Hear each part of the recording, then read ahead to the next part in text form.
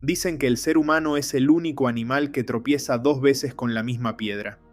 Pero tal vez tropezar no sea un error, sino parte del camino. Quizá aprender no se trate de evitar las caídas, sino de entender lo que cada una nos enseña. Desde que nacemos, el aprendizaje nos moldea. Caminamos, caemos, lloramos y volvemos a intentar. Probamos, fallamos, corregimos. Así es como aprendemos a hablar, a amar y a sobrevivir. Pero hay algo fascinante. Aunque todos lo vivimos, casi nadie se detiene a observar realmente cómo aprendemos. ¿Qué pasa dentro de nuestro cerebro cuando nos equivocamos? ¿Dónde se guarda la experiencia? ¿Y por qué ciertas acciones se vuelven automáticas mientras otras desaparecen con el tiempo? A comienzos del siglo XX, mientras el ruso Iván Pavlov hacía sonar campanas para estudiar la salivación de sus perros, un joven norteamericano llamado Edward Thorndike se preguntaba algo diferente. ¿Podría el aprendizaje depender no de reflejos automáticos, sino de las consecuencias de nuestras acciones? Thorndike no buscaba entender el alma, ni los sueños, ni el inconsciente. Quería descubrir las leyes del aprendizaje, y para hacerlo, eligió observar al mejor maestro que existe, el error. Su nombre puede sonar lejano, pero sus descubrimientos dieron forma a todo lo que entendemos sobre el aprendizaje, la educación e incluso la conducta humana. Bienvenidos y bienvenidas a El Camino del Iniciado. Hoy exploraremos la vida del hombre que descubrió que el verdadero aprendizaje no nace del conocimiento, sino de la experiencia, de intentar, fallar y volver a intentarlo. Comencemos. Edward Lee Thorndike nació en 1874 en Williamsburg, Massachusetts. Hijo de un pastor metodista, creció en un ambiente estricto, donde el deber y la disciplina eran virtudes.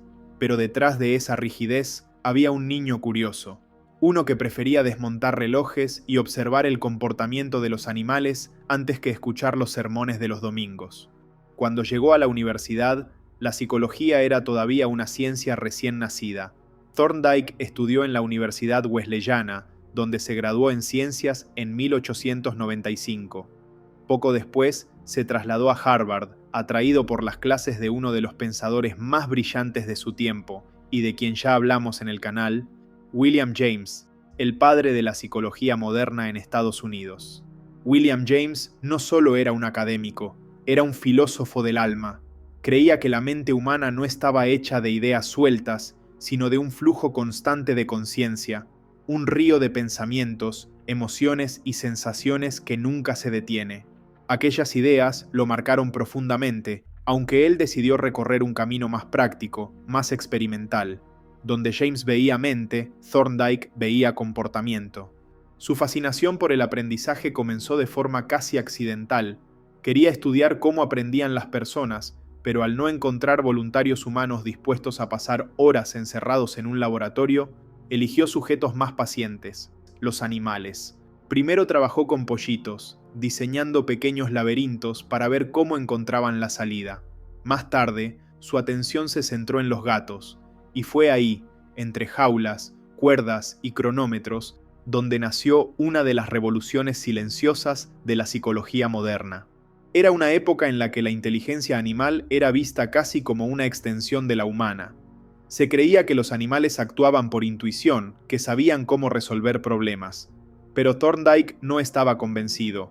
Para él, el aprendizaje no era un milagro de la mente, sino un proceso observable, medible y predecible.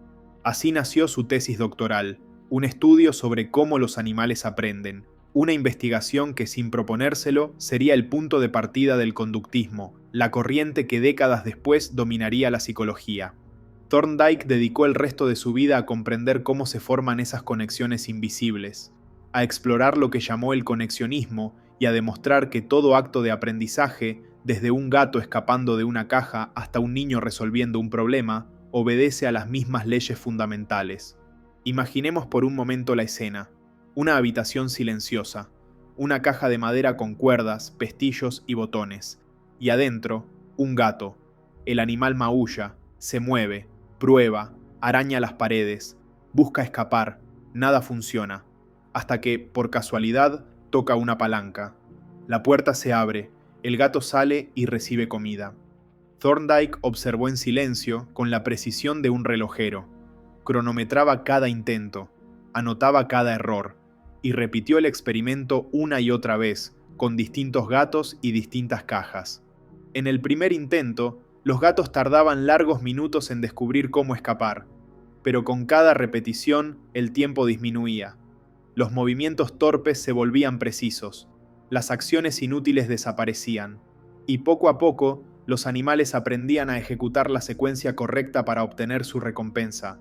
No había intuición, no había razonamiento, solo prueba y error.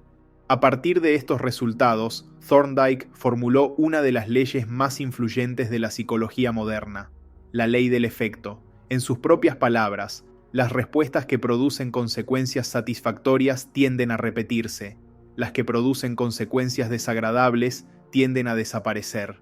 Era una idea simple, pero poderosa. El aprendizaje no dependía de una comprensión repentina, sino de observar lo que ocurre después de lo que hacemos. De ese principio nacía una nueva forma de entender el aprendizaje, el conexionismo. Cada estímulo A se asocia con una respuesta B. Cuando la acción resulta exitosa, la conexión entre ambos se fortalece. Cuando no, se debilita. Thorndike proponía que esas conexiones no eran solo metafóricas, sino físicas, grabadas en los circuitos neuronales del cerebro. Lo interesante es que el aprendizaje, según él, no ocurría por comprensión, sino por consecuencia. El gato no entendía cómo escapar, simplemente recordaba que cierta acción lo había liberado, y eso era suficiente. En otras palabras, no aprendemos porque comprendemos, sino porque lo que hicimos dio resultado. Sin proponérselo, Thorndike había descubierto algo que iba mucho más allá de los gatos y las cajas. Había descrito la base misma del comportamiento humano. Tendemos a repetir lo que nos recompensa y a abandonar lo que nos produce incomodidad o frustración. De sus experimentos con gatos, Thorndike extrajo algo más que observaciones. Extrajo principios, leyes que, según él, gobernaban el modo en que todos los seres vivos aprendemos. La más famosa, ya la conocemos, la ley del efecto, pero no fue la única. La segunda fue la ley del ejercicio. Cuanto más se repite una conexión entre estímulo y respuesta, más fuerte se vuelve, y si deja de repetirse, se debilita. Dicho de otro modo, las acciones útiles se refuerzan con la práctica, las inútiles se olvidan. Esto explica por qué aprendemos a manejar, a escribir o a hablar un idioma. La práctica no era solo un medio, era la esencia del aprendizaje, pero había algo más. Con el tiempo, se dio cuenta de que la repetición por sí sola no era suficiente. Una acción repetida sin propósito o sin recompensa no deja huella. Lo que graba la experiencia en el cerebro es el resultado emocional, la satisfacción o la frustración que la acompaña. Por eso perfeccionó su teoría e introdujo una tercera ley, la ley de la disponibilidad o de la preparación. Afirmaba que aprendemos mejor cuando estamos predispuestos a aprender, cuando el deseo o la necesidad de hacerlo están presentes. Una mente receptiva refuerza las conexiones con más facilidad. Una mente forzada, en cambio, las rechaza. Estas tres leyes, efecto, ejercicio y preparación, formaban un mapa de cómo la experiencia se convierte en conocimiento, no a través de ideas abstractas, sino de la práctica constante y del impacto que deja cada resultado. Sin saberlo, Thorndike estaba creando las bases de algo que cambiaría para siempre la psicología, el condicionamiento instrumental, precursor directo del condicionamiento operante que B. F. Skinner desarrollaría décadas después. A diferencia del condicionamiento clásico de Pavlov, donde la respuesta era automática, el aprendizaje de Thorndike implicaba acción y consecuencia. No era el sonido de una campana lo que moldeaba la conducta, sino el resultado de lo que el sujeto hacía frente a su entorno. Thorndike aplicó estas ideas más allá del laboratorio, las llevó a la educación. Decía que enseñar no debía ser cuestión de memorizar información, sino de reforzar las conexiones útiles a través de la práctica y el resultado. Creía que la inteligencia no era una sola, sino un conjunto de habilidades que podían entrenarse. La inteligencia mecánica, para entender cómo funcionan las cosas, la inteligencia abstracta, para resolver ideas complejas, y la inteligencia social, para relacionarse con los demás. También diseñó una de las primeras pruebas de inteligencia, la CABD, que evaluaba complemento, aritmética, vocabulario y dirección. Fue un modelo temprano de los test que hoy se usan en psicología y educación, donde cada sección medía una habilidad distinta: la capacidad de completar información, resolver problemas numéricos, comprender el lenguaje y seguir instrucciones. Pero más allá de las pruebas, Thorndike buscaba algo esencial: demostrar que aprender no es un don, sino una habilidad que se construye. Para él, la mente no era un misterio indescifrable, era un sistema vivo de conexiones que se fortalecen o se olvidan, un organismo que aprende no por comprender, sino por adaptarse. Puede que no nos demos cuenta, pero todos habitamos una caja, no hecha de madera ni de pestillos, sino de experiencias, reacciones y consecuencias. Cada día repetimos gestos, palabras, emociones, como si una parte de nosotros siguiera probando, de alguna forma, buscar la salida correcta. Cuando reaccionas con enojo y alguien se aleja, tu mente anota el resultado. Cuando hablas con calma y logras un acuerdo, también lo anota. Sin saberlo, vas construyendo un mapa de estímulos y respuestas, de lo que te acerca al alivio y lo que te aleja del dolor. Thorndike lo vio primero en los gatos, pero ese mismo principio rige nuestras relaciones, nuestro trabajo y hasta nuestras decisiones más pequeñas. Aprendemos qué decir para evitar un conflicto, qué publicar para obtener aprobación, qué ocultar para no sentir rechazo. Cada acción refuerza o debilita una parte de nosotros. Así, sin darnos cuenta, aprendemos a comportarnos según las recompensas invisibles que nos ofrece el mundo. Y lo más curioso es que con el tiempo esas recompensas dejan de ser externas. Ya no necesitamos un aplauso o una mirada. Basta con la sensación de seguridad, con ese pequeño alivio que llega después de elegir lo conocido, aunque en el fondo sepamos que no siempre es lo correcto. Thorndike también observó algo que hoy entendemos mejor que nunca: si una conexión no se repite, se debilita. Y eso vale tanto para una habilidad como para una emoción. Si dejamos de alimentar un pensamiento, se desvanece. Si repetimos uno negativo, se vuelve costumbre. La mente humana no es estática, es maleable, plástica y moldeable por la experiencia. Cada palabra, cada gesto, cada emoción que repetimos construye el circuito de lo que somos. Por eso, el entorno es importante. No aprendemos en el vacío, aprendemos del mundo que nos rodea, de las personas que nos refuerzan y de las consecuencias que obtenemos al actuar.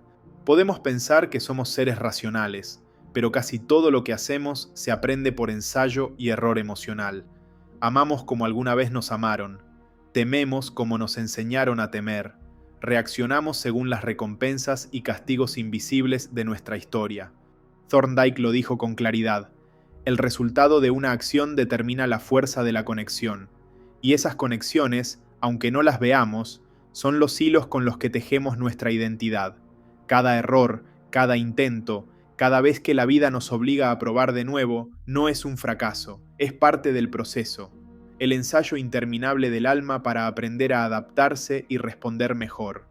Thorndike murió en 1949 en Nueva York, después de una vida dedicada a observar, medir y anotar. Sus experimentos parecían simples, casi ingenuos: cajas, gatos, cuerdas, comida. Pero detrás de esa simplicidad escondía una de las verdades más profundas sobre el ser humano, que aprendemos gracias a nuestros errores. Para él, el error no era un obstáculo, sino una herramienta. Cada fallo era información, cada frustración una guía. Y quizá ahí está su mayor legado: enseñarnos que el aprendizaje no ocurre cuando todo sale bien, sino cuando algo nos obliga a detenernos, a mirar y a cambiar la forma en que respondemos al mundo. En una época en la que la psicología buscaba grandes teorías sobre la mente, Thorndike eligió mirar lo pequeño y lo cotidiano: el ensayo, el error, la corrección. Y en ese ciclo encontró algo universal: que todos, de algún modo, estamos aprendiendo a salir de nuestras propias cajas. Aprender es caer sin rendirse, es volver a intentar con más conciencia que antes, y en ese proceso, a veces doloroso, a veces brillante, descubrimos lo que Thorndike vio en cada gato, en cada error, en cada ser humano, que incluso cuando creemos que fallamos, en realidad estamos aprendiendo. El placer deja huella, el dolor la borra. Somos, en esencia, el resultado de miles de conexiones, algunas nacidas del amor, otras del miedo. Y cada una de ellas decide cómo miramos el mundo, cómo reaccionamos, cómo aprendemos a ser. Pero mientras exista la posibilidad de crear una nueva conexión, también existe la posibilidad de cambiar. Y quizá en eso consista realmente aprender, en atreverse a volver a empezar. Gracias por llegar hasta el final. ¿Qué te pareció este video?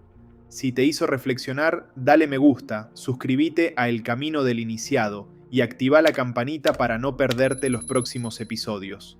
Cada semana exploramos juntos el lado profundo de la psicología, la historia y el alma humana. Y recuerda, cuanto más conocimiento poseas, más libre serás.